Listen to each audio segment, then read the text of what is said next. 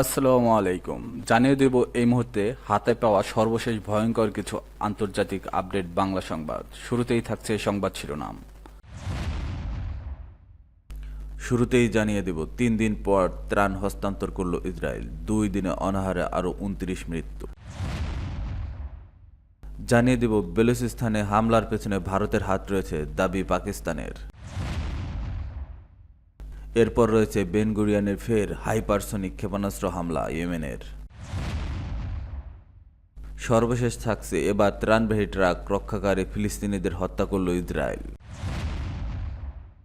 এখন শুনছিলেন সংবাদ শিরোনাম, এবার বিস্তারিত।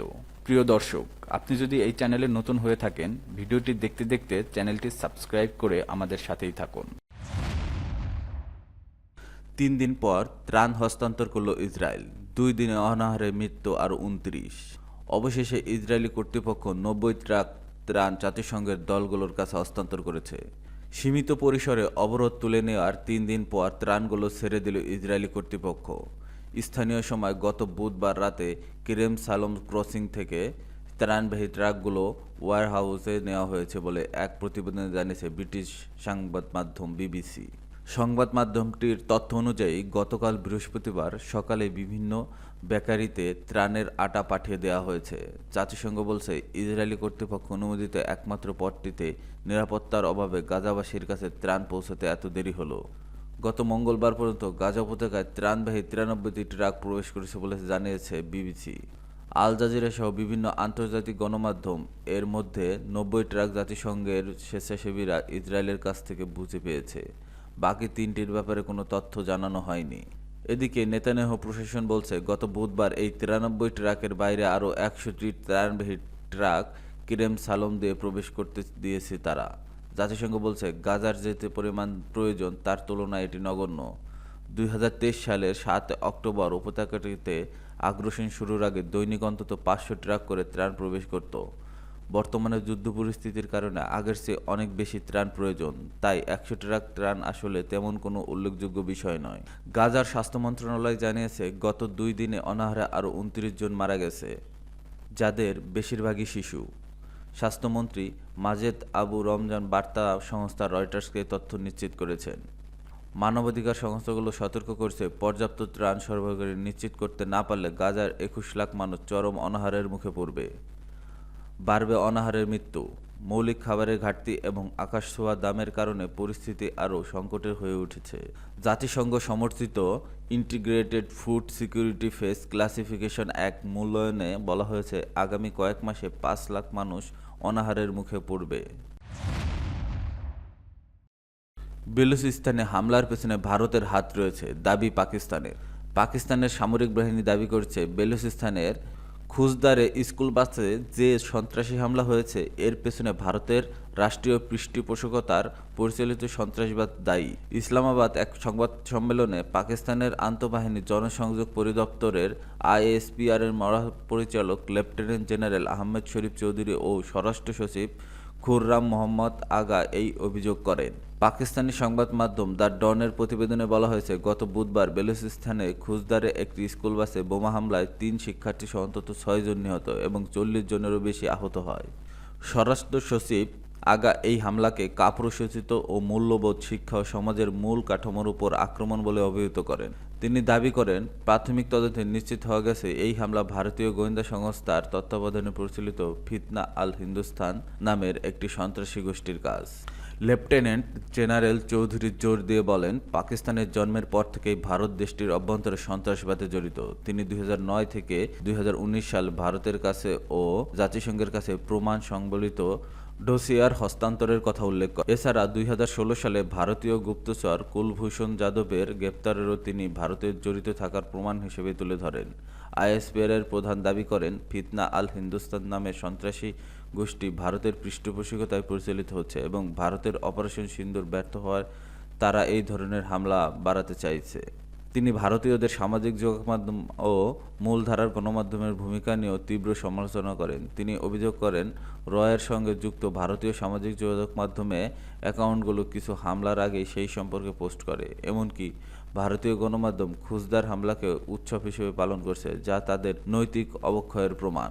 আইএসপিআর এর প্রধান বেলুচিস্তান লিবারেশন আর্মি একটি কথিত প্রেস রিলিজ তুলে ধরেন, যেখানে বিএলএ ভারতের কাছ থেকে সহায়তা পেলে তাদের সামরিক সহযোগী হওয়ার প্রস্তাব দিয়েছে। বেন গুরিয়নে ফের হাইপারসনিক ক্ষেপণাস্ত্র হামলা ইয়েমেনের। হুতি আনসারুল্লাহ নিয়ন্ত্রিত ইয়েমেনের সশস্ত্র বাহিনী জানিয়েছে, তাদের যোদ্ধারা শুক্রবার ইসরায়েলের অতি গুরুত্বপূর্ণ বেন গুরিয়ন বিমানবন্দরে আবারও হাইপারসনিক ব্যালিস্টিক ক্ষেপণাস্ত্র হামলা চালিয়েছে। 24 ঘন্টার মধ্যে এটি তাদের তৃতীয় ক্ষেপণাস্ত্র হামলা। ইয়েমেনি সামরিক মুখপাত্র ব্রিগেডিয়ার জেনারেল ইয়াহিয়া সারি এদিন এক টেলিভিশন বিবৃতিতে এই হামলার ঘোষণা দেন। বার্তা সংস্থা আনাদোলু প্রতিবেদন অনুযায়ী ইয়াহিয়া সারি বলেন, হুতি নিয়ন্ত্রিত ইয়েমেনি বাহিনী তেল আবিবের বেন গুরিয়ন বিমানবন্দরের একটি হাইপারসনিক ব্যালিস্টিক ক্ষেপণাস্ত্র নিক্ষেপ করেছে। এই হামলা সফলভাবে তার লক্ষ্য অর্জন করেছে। তিনি আরও বলেন, এই হামলার ফলে লাখ লাখ অবৈধ ইহুদি বসতি স্থাপনকারী নিরাপদ আশ্রয়কেন্দ্রে পালিয়ে যেতে বাধ্য হয় এবং বিমানবন্দরের কার্যক্রম বন্ধ হয়ে যায়। এর আগে ইসরায়েলি কর্তৃপক্ষ জানায়, ইয়েমেন থেকে মধ্য ইসরায়েলের দিকে ছোড়া একটি ক্ষেপণাস্ত্র তারা প্রতিহত করেছে। ইসরায়েলি সেনাবাহিনী জানিয়েছে, বৃহস্পতিবার সকাল থেকে তারা ইয়েমেন থেকে ছোড়া 3টি ক্ষেপণাস্ত্র প্রতিহত করেছে। ইসরায়েলি সেনাবাহিনী জানিয়েছে, বৃহস্পতিবার সকাল থেকে তারা ইয়েমেন থেকে ছোড়া 3টি ক্ষেপণাস্ত্র প্রতিহত করেছে। ইয়েমেনি বাহিনী দাবি করেছে, তারা একাধিক ক্ষেপণাস্ত্র ইসরায়েলের দিকে ছুড়েছে, যার মধ্যে টানা 2টি ব্যালিস্টিক ক্ষেপণাস্ত্র বেন গুরিয়ন বিমানবন্দরের দিকে নিক্ষেপ করা হয়। তবে ইসরায়েলি কর্তৃপক্ষ এই হামলার ফলে কোনো হতাহত বা ক্ষয়ক্ষতির খবর দেয়নি। গত কয়েক সপ্তাহে গাজার ইসরায়েলি প্রাণঘাতী আগ্রাসনের প্রতিক্রিয়ায় ইয়েমেনি বাহিনী ইসরায়েলি লক্ষ্যবস্তুতে ক্ষেপণাস্ত্র ও ড্রোন হামলা বাড়িয়েছে। গাজায় ইসরায়েলের আগ্রাসনে এখনও পর্যন্ত 53,822 জন নিহত হয়েছে। এর আগে গাজায় চালানো আগ্রাসনের জবাবে লোহিত সাগরে যুক্তরাষ্ট্রের যুদ্ধজাহাজে অব্যাহতভাবে হামলা চালায় হুতিরা। তবে গত 6 মে ওমানের মধ্যস্থতায় মার্কিন প্রেসিডেন্ট ডোনাল্ড ট্রাম্প হুতিদের সঙ্গে একটি যুদ্ধবিরতি চুক্তি ঘোষণা করেন, যা ছিল ইসরায়েলি কর্মকর্তাদের মতে অপ্রত্যাশিত। এবার ত্রাণবাহী ট্রাক রক্ষাকারী ফিলিস্তিনিদের হত্যা করল ইসরায়েল। গাজায় ত্রাণবাহী ট্রাক লুট হওয়া থেকে রক্ষা করতে গিয়ে অন্তত 6 ফিলিস্তিনিকে হত্যা করেছে ইসরায়েল। শুক্রবার দখলদার বাহিনীর এক বিমান হামলায় তারা নিহত হয়েছে বলে জানিয়েছে হামাস।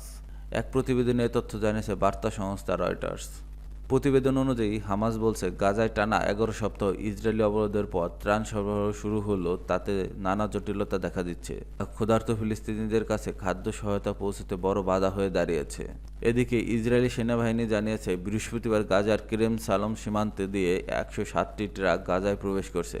এসব ট্রাকে আটা, অন্যান্য খাদ্য সামগ্রী ও ঔষধ। তবে শরণার্থী শিবির ও অস্থায়ী আশ্রয়কেন্দ্রগুলোতে এই ত্রাণ তেমনভাবে পৌঁছানো সম্ভব হচ্ছে না।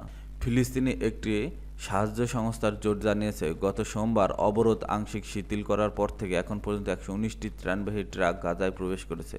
তবে খান ইউনুস শহরের কাছে ইহুদিবাদী সশস্ত্র দলগুলোর লুটপাটের কারণে ত্রাণ বিতরণ বাধাগ্রস্ত হয়েছে। এক বিবৃতিতে তারা জানায়, যেসব শিশু ও পরিবার চরম ক্ষুধায় ভুগছে তাদের জন্য বরাদ্দ খাদ্য লুট করে নেওয়া হয়েছে। একই সঙ্গে ত্রাণ পাহারাদারদের উপর ইসরায়েলি বিমান হামলার নিন্দাও জানায় তারা। এদিকে হামাস জানিয়েছে, ইসরায়েলি বিমান হামলায় ত্রাণ রক্ষাকারী দলটিও 6 সদস্য নিহত হয়েছে, যদিও ইসরায়েলি সেনাবাহিনীর পক্ষ থেকে এই বিষয়ে কোনো মন্তব্য পাওয়া যায়নি। ফিলিস্তিনি সাহায্য সংস্থাটি আরও বলেছে, গাজায় ঢোকা ত্রাণ এখনও পর্যাপ্ত নয় এবং তাতে কেবল সীমিত পণ্য সামগ্রী রয়েছে। একই সঙ্গে গাজায় ত্রাণবাহী ট্রাক প্রবেশে ইসরায়েলের সম্মতি দেওয়াটা একটা প্রতারণামূলক কৌশল বলে অভিহিত করা হয়েছে। সংস্থাটি বলেছে, এর উদ্দেশ্য মূলত আন্তর্জাতিক চাপ এড়ানো। এদিকে জাতিসংঘের বিশ্ব খাদ্য কর্মসূচি অভিযোগ করে বলেছে, তাদের সহায়তায় পাঠানোর 15টি আটা বহনকারী ট্রাক লুট হয়েছে। সংস্থাটি এক বিবৃতিতে বলেছে, ক্ষুধা, হতাশা এবং ভবিষ্যতে খাবার আসবে কিনা এই দুশ্চিন্তা নিরাপত্তা পরিস্থিতিকে আরও জটিল করে তুলছে।